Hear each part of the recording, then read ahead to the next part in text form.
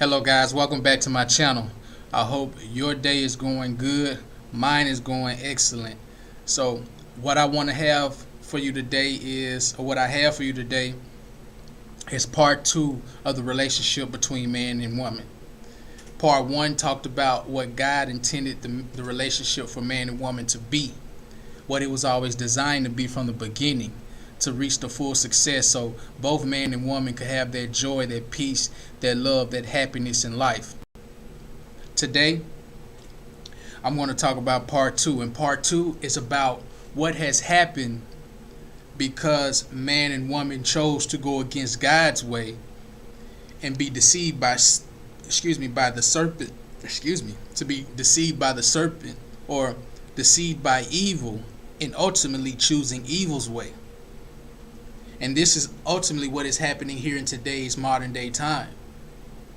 Is we've chosen another way, and we're reaping the consequences of choosing that way opposed to choosing God's way, and reaping that joy, that happiness, that peace, that love that we all are searching for, but we're looking in wrong areas. We're looking in the wrong place. So I want to jump into that right now, and it's starting from Genesis chapter 3, and I'm going to start from chapter 16, where God picks up with the woman first on after they have been deceived and they have eaten the fruit from the tree of good and evil. And that is a whole nother topic in itself. I have that coming for you as well, guys. But we're going to pick up from verse 16. So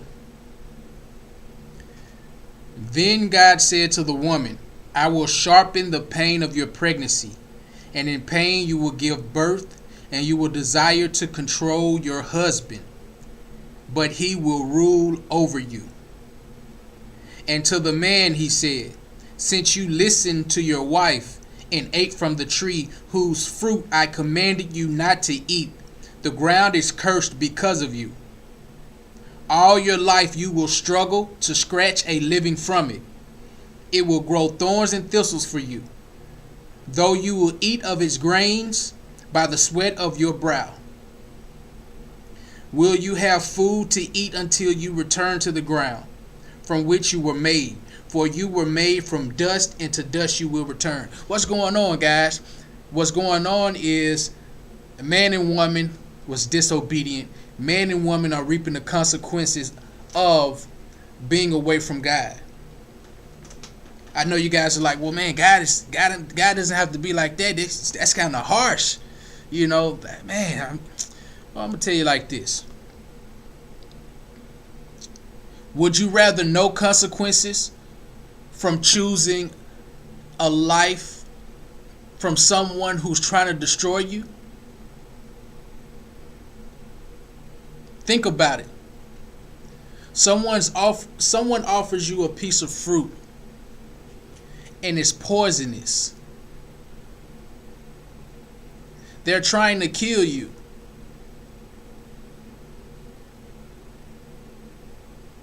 You take a bite of that fruit and you die. See, you missing the point that God loves you so much that even though you spiritually die,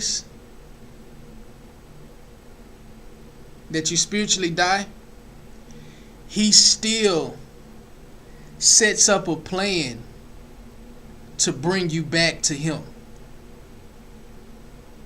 That's what this struggle is about. That's what this woman with childbearing about. So every time they go out and sweat, every time they go out to work the field, every time she has a baby, because God created us to multiply, to be fruitful and multiply. Every time she has a baby, she will have that reminder of this life is way bigger. She will have that reminder of God. She will have that reminder that there's a better way. I can't do this on my own. That is why God set these things in motion.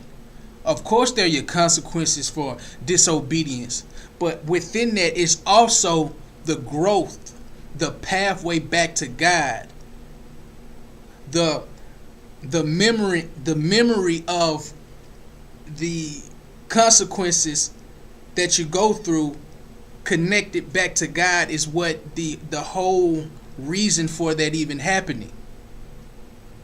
Now I want to tackle deeper into these verses because it talks about the struggle. It talks about women going through pain in childbirth. It talks about what I see, man, what jumps out to me very, very much is it says the woman will desire to rule over her husband.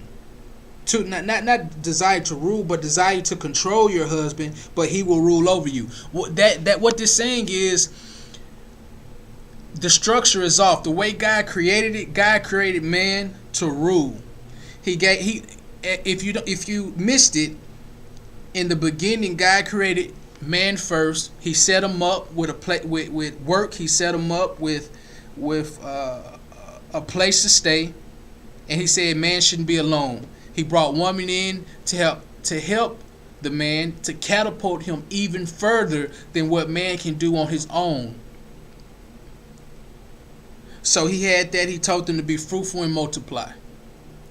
So basically, God made man, gave man a rundown on how to live life, what to do in life. Then he made woman, which man was supposed to not control but rule over, and let her know the ways of God too. So in retrospect, God, the Lord, the God of the woman, will be the man, and God himself will be, and God himself will be the man's Lord.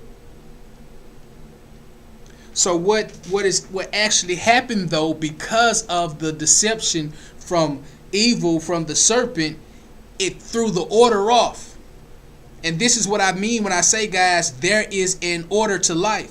So now, since the order is off, and basically what happened was Eve took a bite of the fruit and gave it to Adam. The order is off. Adam is not supposed to be following Eve. Why would Adam be following Eve? Adam is the one that got the instructions from God. He is to be letting her know the way to walk, the way to do things in life, so we can stay with God and have the best life possible.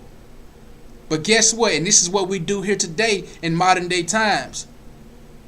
We follow behind the woman.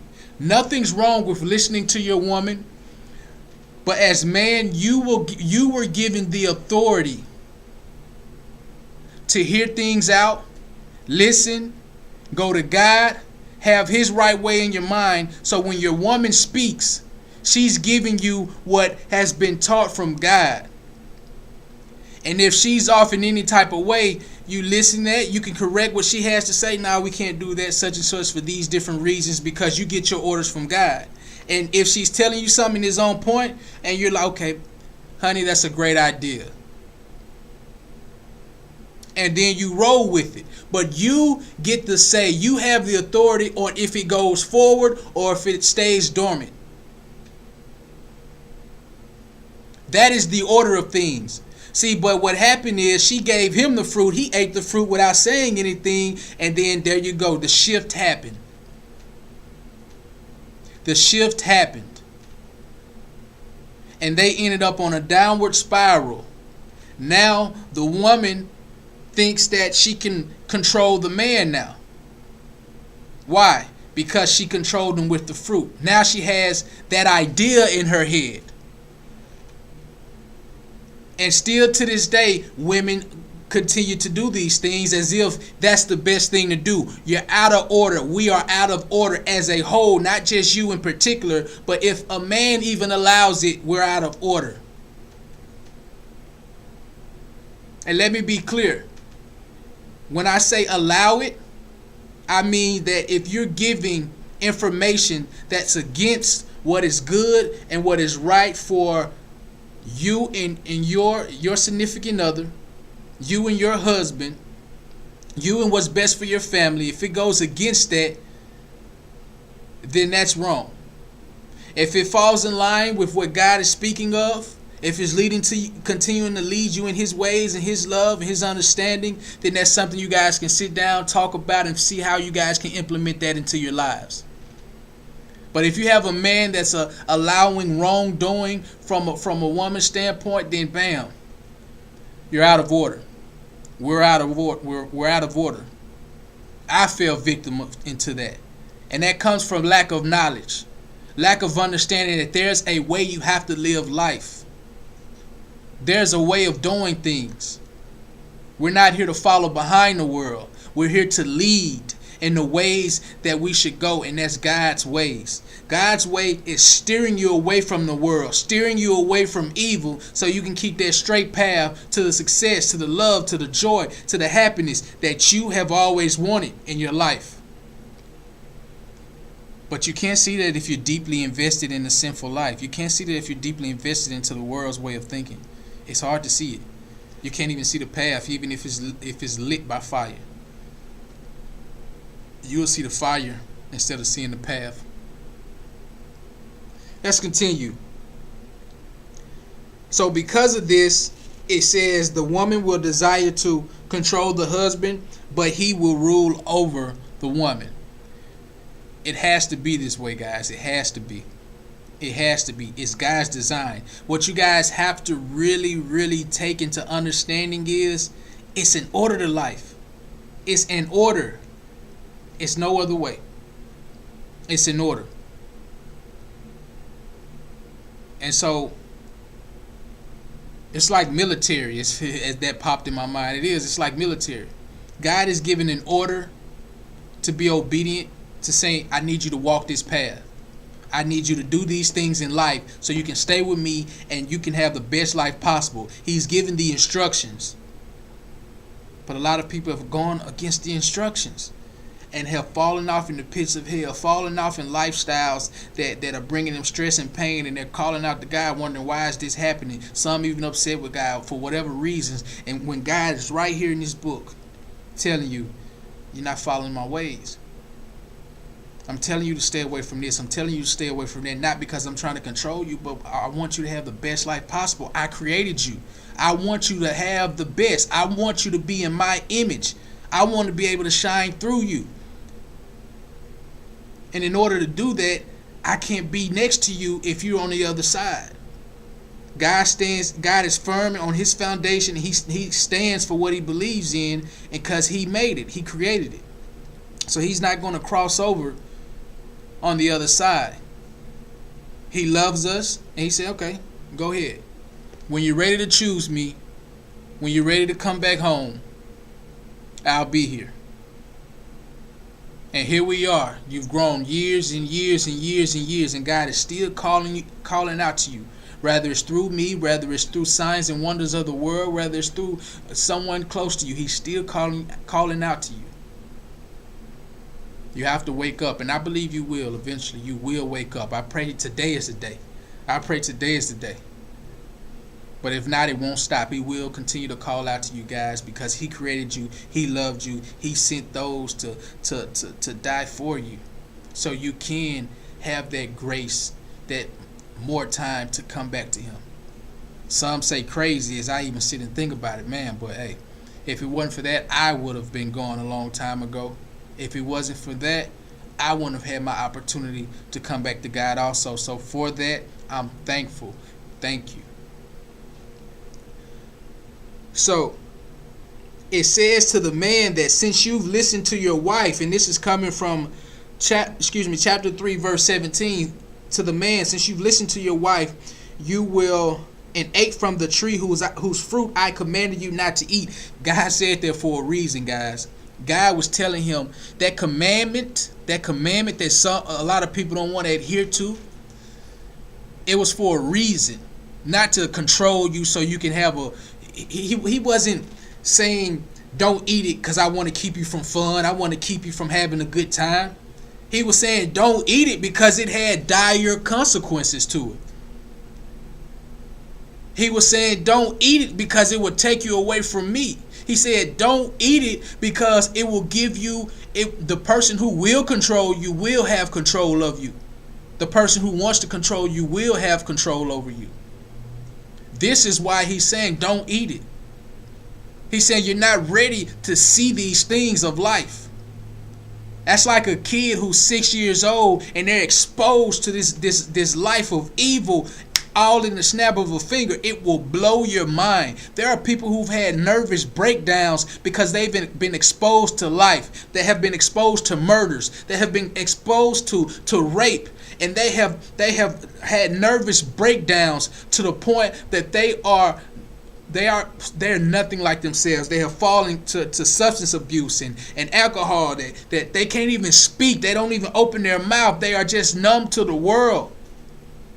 Life has that effect. That knowledge of good and evil that we're picking up, that some of it is not, we're not even supposed to have in our possession or even know about, has created more distortion and corruption in our minds, and it's that serious, guys.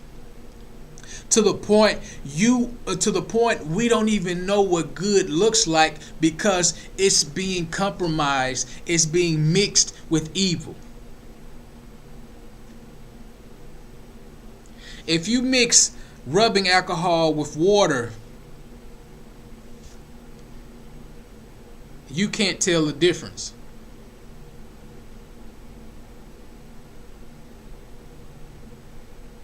You cannot tell the difference. And if you drink those combined, it does harm to you. Will you think that water exists in this world? Just giving you a thought right now. Just giving you a thought. You thought it was water, but it was actually alcohol and water mixed together. You drink it and then something bad happens. Would you think that water exists? So every time you look at a faucet, every time you take that drink, would you think, man, is alcohol in this?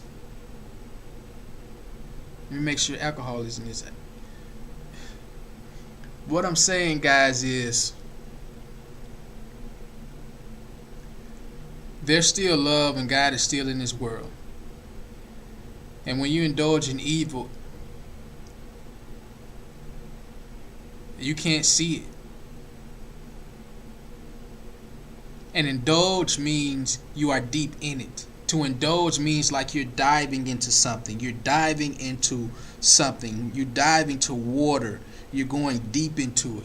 So that means if you're deep into something, that means that is the only thing that's around you. Whether you look up, down, side to side, that's all you can see. It's not until you come out of it that you see the other side.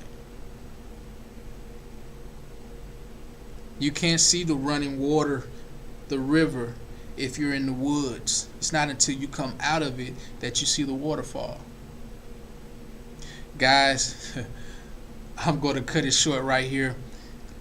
There's more to this, guys. There's more to it. But this is the relationship between man and woman after being deceived, after their disobedience to what God was trying to keep them from. The consequences of being controlled by Satan to be under the authority of something they were never designed to be in. God set these commandments up to keep us away from wrongdoing and evil, and still we were disobedient. And that's why the struggle comes. That's why the pain comes. That's why the heartache comes. Because we're not choosing God's way of life, way of living. We're choosing our own ways. We're choosing Satan's ways, and we can't even see God and understand God at this point because we're so invested and deeply implemented in evil's ways, in these worldly ways. We have to come out of it and know it's not going to be easy, but it takes consistent, piece by piece movement. You gotta want the love bad enough. You gotta want the peace and the happiness bad enough.